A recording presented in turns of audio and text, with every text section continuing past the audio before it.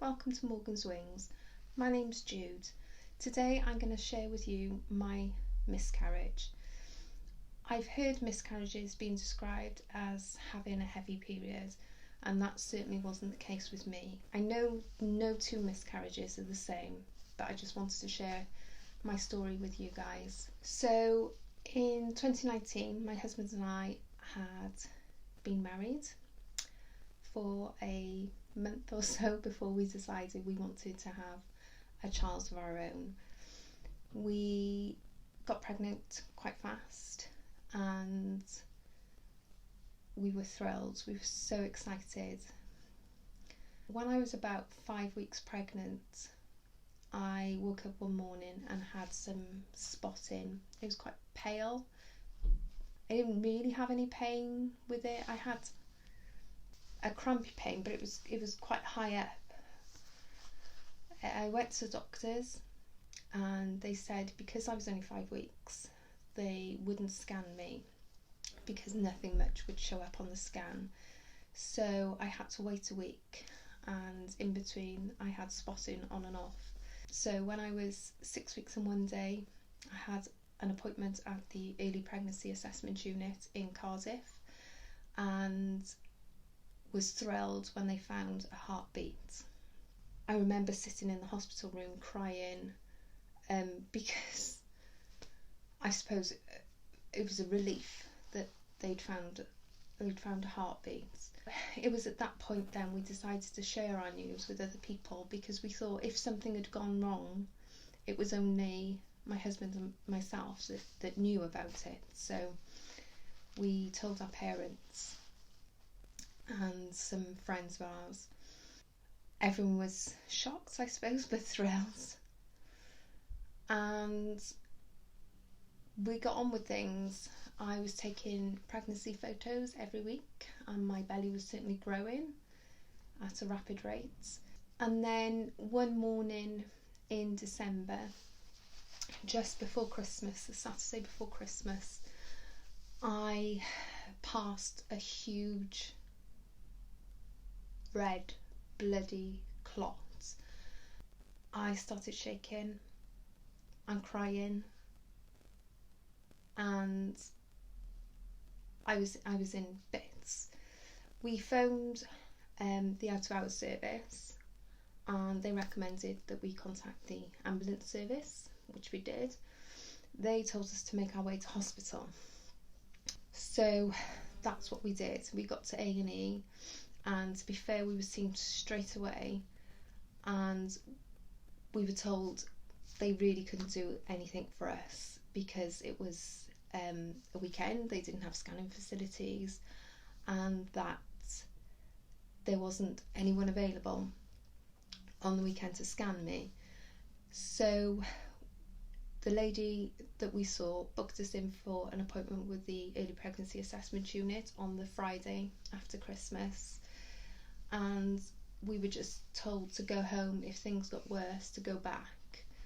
At that point I wasn't in any pain.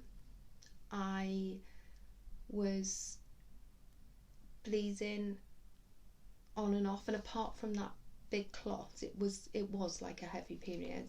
So we went home. I went straight to bed just to try and stop whatever had started. I think at the time I knew that it wasn't any good. I spent all weekend in bed, and then on the Monday I got up and started moving about, and I was having really bad pain. Again, the bleeding was on and off. It wasn't anything too horrific, but the pain was forcing me to stop and take a few moments before I carried on doing. I wasn't doing much. I sort of went downstairs and sat on the sofa and pottered about, really. About 8 o'clock on the Monday evening, I went to bed. I was lying in bed watching telly. The pains were intensifying to the point that now I believe they were contractions, and suddenly I felt a huge gush of blood, and I said to my husband, I think we need to call an ambulance. The blood, I just couldn't, I can't really describe it. It was awful. The pain had stopped by then, but the bleeding is something I've never ever experienced before. I can't really describe it. It was horrific. So my husband rang an ambulance. I was losing consciousness at this point. I was finding it hard to stay focused. My vision just kept going black with like sparkles. So yeah, my husband rang the ambulance and we waited. My husband rang the ambulance again. They didn't know how long they were going to be. We waited again, and at this point I could hardly speak. I kept drifting in and out of consciousness. So my husband cancelled the ambulance and asked a neighbour to help him carry me into the car so he could drive me to the hospital. When we got to the hospital, they rushed me straight through and rushed me into resus. My blood pressure was really low. They were struggling to get a reading off me, and when they did, it was so low that they rushed me straight through to resus for an intervention. I came round quite quickly in the hospital.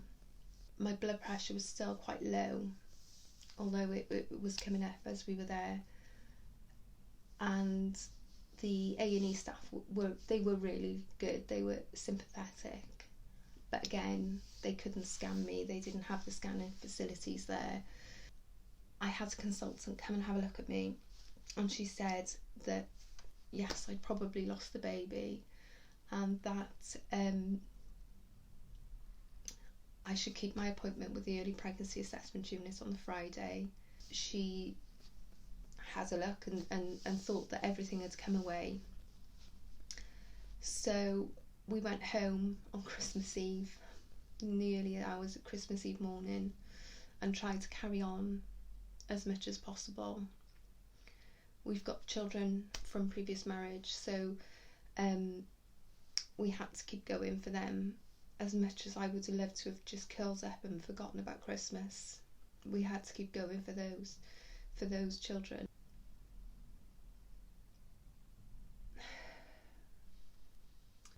On the Friday, we went to the early pregnancy assessment unit as planned, and we had a scan.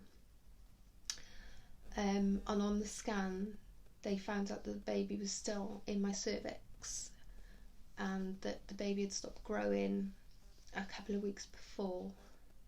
At this point, I was 12 weeks gestation. I was due to have my 12-week scan on the 31st of December.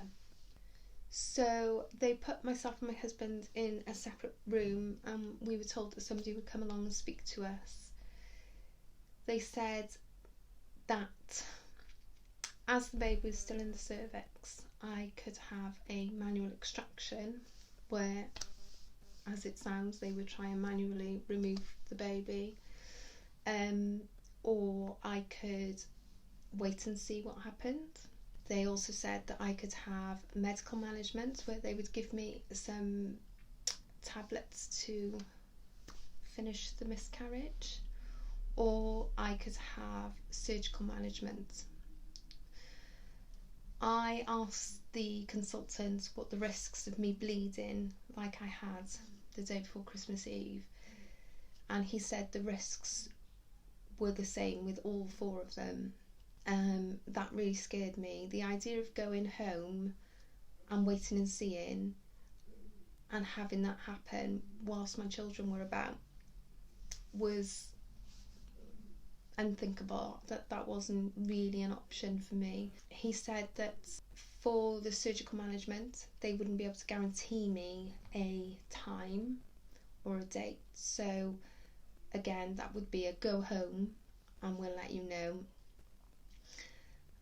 And the same with the medical management.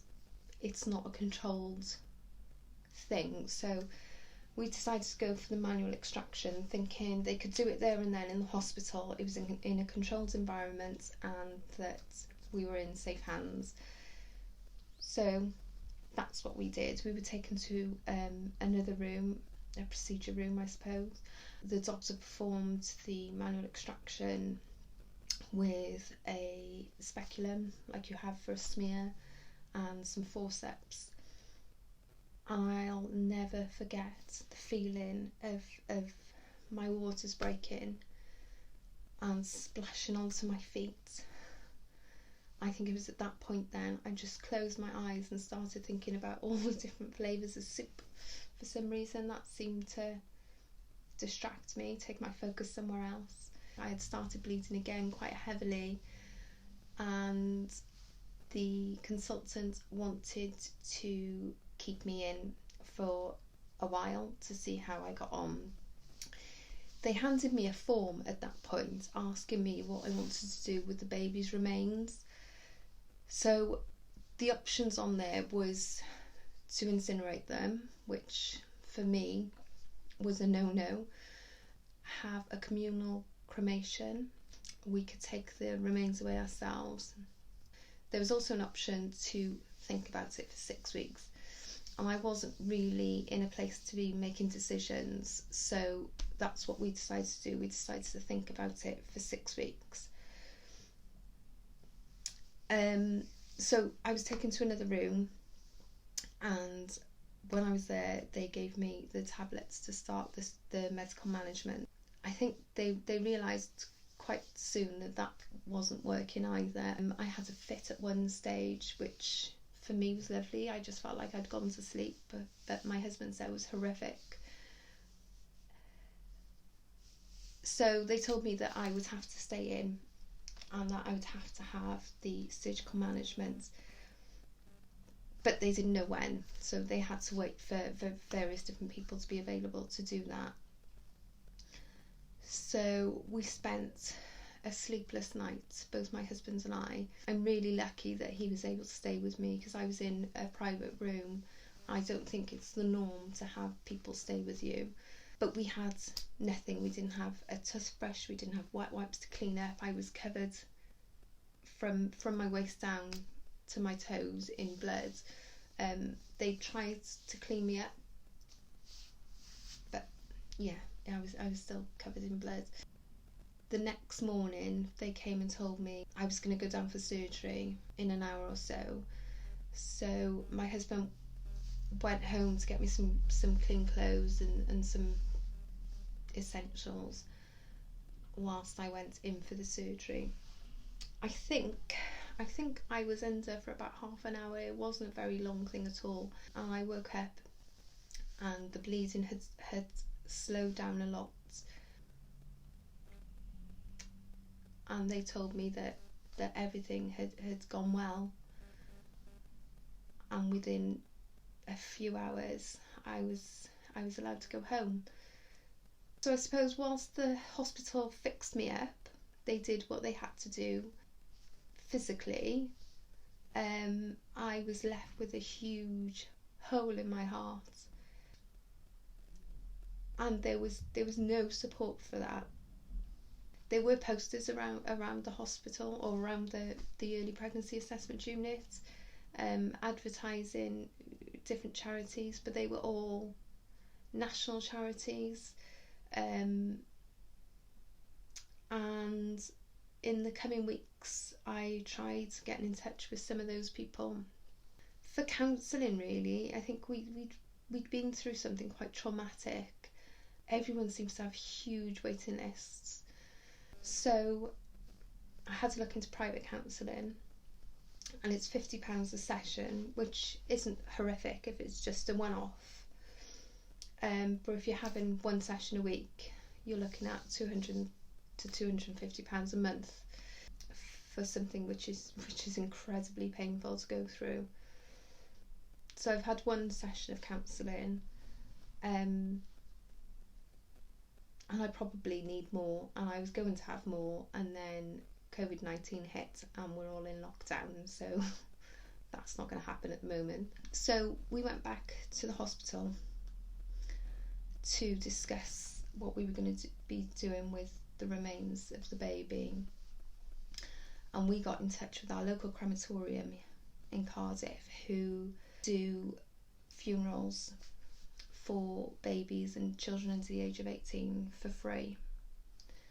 And they were amazing. They were so sensitive, and we were lucky we had a chap called Lionel who did the ceremony for us. He's a retired vicar, I think, and him and his wife had been through something similar about 50 years ago, so he did the ceremony for us, and he was brilliant. And we had the cremation, and it was a sad day. We had some of our close family members with us, and then we picked up the ashes about a week later, and we put the ashes in a teddy bear from Build-A-Bear, which helps. It helps having something to hold on to. So that's my story. It's probably the most painful thing physically and mentally that I've ever gone through. There seems to be a huge hole where that baby should be, and we'll never be able to replace our baby. We decided to call the baby Morgan, hence the name Morgan's Wings. Morgan is a unisex name in here in Wales, so we chose that name. But yeah, there'll always be a bit of my heart missing.